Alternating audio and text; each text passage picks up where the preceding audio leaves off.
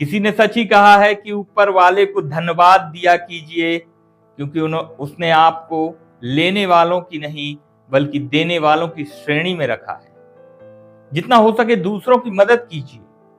नमस्कार दोस्तों, मैं विनय निगम और आप सुन रहे हैं जिंदगी की बातें।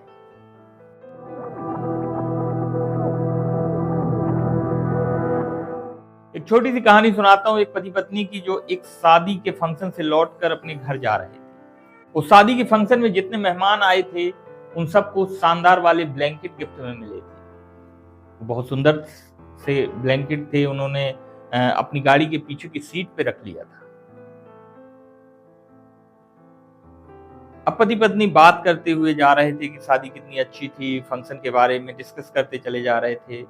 सर्दियों का समय था। एक फ्लाईओवर से जैसे ही उनकी गाड़ी नीचे उतरती है, पति की नजर सड़क पर पड़ी कि वहां एक फुटपाथ पर एक बूढ़े बाबा सोए हुए थे।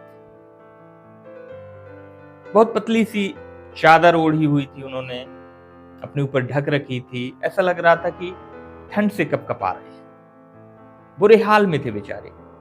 तो पति ने बिना देरी किए हुए अपनी कार को जो है साइड पर जाकर लगा दिया, रोक दिया। पत्नी बोली, क्या हो गया, यहां कार क्यों रोक दी? रात में घर चल रहे हैं ना, क्या चीज लेनी है आपको? अब तो मार्केट भी बंद हो गया। बोले, नहीं, कोई बाबा दिख रहे हैं ना बुजुर्ग से, उनको यह ब्लैंकेट गिफ्ट कर देते। पत्नी भड़क उठी, अरे इतना महंगा ब्लैंकेट मिला है, इतना शानदार ब्लैंकेट है, इसको रखते हैं ना अपने लिए, बाद में कभी कुछ दे देंगे। ये कुछ नहीं करेंगे ब्लैंकेट का, उन्हें पता है आप दे दोगे वह इसको बेच लेंगे, नशे करेंगे, शराब पिएंगे, कुछ नहीं होता इनको देने से। तुम समझते नहीं हो, बहुत भोले हो। पति ने एक नहीं सुनी। चलो तुम हम दोनों चल करके उनको ये ब्लैंकेट दे देते हैं। पत्नी भी बेमन से कार से उतरी, दोनों लोग गए, जाकर वह ब्लैंकेट बाबा को दे दी और आकर के अपनी कार में बैठ गए और चल दिए। 2 दिन बाद उसी रास्ते से फिर से निकले। इत्तेफाक था किसी फंक्शन से वापस आ रहे थे तो पत्नी ने कहा, सुनो, मैं तुम्हारी आंखें खोलना चाहती हूं, बताना चाहती हूं तुम्हें कि तुम कितने भोले हो। कार वहीं रोको जहां उस दिन रोकी थी। चलो उन बाबा के पास देखते हैं कहां है कंबल। पति ने कहा, चलो ठीक है, देख लेते हैं। हालांकि मैंने उस भाव से दिया था कि उनकी मदद हो जाए, मुझे क्या करना है कि उनने क्या किया कंबल का। पत्नी बोली, नहीं, पता तो करो आखिर क्या किया।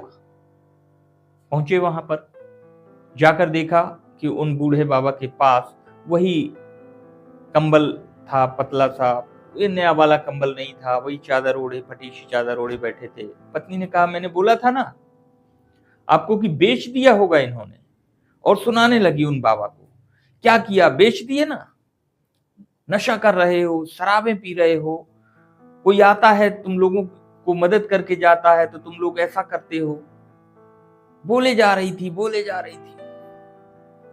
बूढ़े बाबा ने कहा, बिटिया तुमने बोल लिया हो तो अब मैं बोलूं। इशारा किया उन्होंने सामने वाली सड़क की दूसरी ओर। वहां एक बुजुर्ग महिला सोई हुई थी और वह कंबल उस महिला ने ओढ़ रखा था। बाबा ने कहने लगे कि वह विकलांग है, दिव्यांग है, चल नहीं सकती, एक जगह बैठी रहती है, कपड़े भी जगह जगह से फटे हैं, लोग गंदी निगाह से देखते हैं, भिक्षा भी नहीं देते, मदद भी नहीं करते। तुम उस दिन मुझे बेटा कंबल देकर गए थे ना, मैंने सोचा कि मेरे पास तो फिर भी यह फटी सी चादर है, मैं इसे ओढ़ लेता हूं। उस बूढ़ी महिला के पास तो कुछ भी नहीं था, मैंने वह कंबल उनको दे दिया। अब कम से कम उन्हें सर्दी तो नहीं लगती। बोलते बोलते उनकी आंखें भर आई, आंखों से आंसू आ गए। और जो वो वाइफ थी ना, वो भी जो बड़ा गुस्सा कर रही थी, उसकी आंखों में भी आंसू आ गए और बोलने लगी, बाबा मुझे माफ कर दो, मुझे सब कुछ समझ में आ गया है। अपने पति से कहने लगी कि सुनो, सबसे पहले कल ऑफिस जाना और एक नया ब्लैंकेट बिल्कुल वैसा ही खरीद कर बाबा को दे देना और वैसा वाला ही लाकर देना, अच्छा वाला। और उन अम्मा के लिए भी बहुत सारी साड़ी ना घर में पड़ी हुई हैं, जिन्हें मैं पहनती भी नहीं, वह सब ला करके उनको देना है। दोस्तों, ये छोटी सी कहानी हमें बताती है कि अगर हमारे पास क्षमता है किसी की मदद करने की तो हमें करनी चाहिए। हमें शुक्रगुजार होना चाहिए, धन्यवाद करना चाहिए, शुक्रिया करना चाहिए उस ऊपर वाले का कि उसने हमें लेने वालों की श्रेणी में नहीं, देने वालों की श्रेणी में रखा है। हम मदद कर सकते हैं किसी की तो हमें मदद करनी चाहिए, तभी ये दुनिया बहुत सुंदर बन सकती है और बहुत सहज बन सकती है। एक बार फिर से वही बात जो मैं अक्सर कहता हूं कि अगर आप कुछ अच्छा सुन रहे हैं तो विनय निगम स्टोरी पर सुन रहे हैं। सुनते रहिए विनय निगम स्टोरी पर इसी प्रकार से जिंदगी की बातें। अगर आप चैनल पर नए हैं तो चैनल को सब्सक्राइब कर लीजिए। वीडियो पसंद आया हो तो कहानी के संबंध में एक प्यारा सा कमेंट कर वीडियो को लाइक कर दीजिए और मेरी फेसबुक प्रोफाइल विनय निगम जर्नलिस्ट पर जाकर वीडियो को शेयर कर दीजिए।